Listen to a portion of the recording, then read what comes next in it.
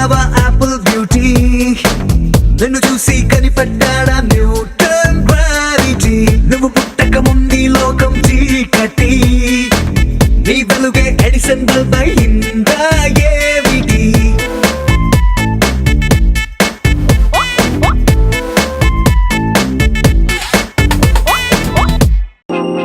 నేను ఆనంద్. ఈ భూమన్నా ఈ భూమి మీద ఏ సృష్టి అన్నా నాకు చాలా ఇష్టం.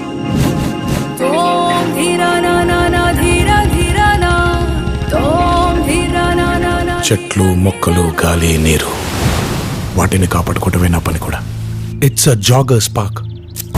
213 చెట్లు ముంబైకి చాలా ఆక్సిజన్ సప్లై చేస్తుంది.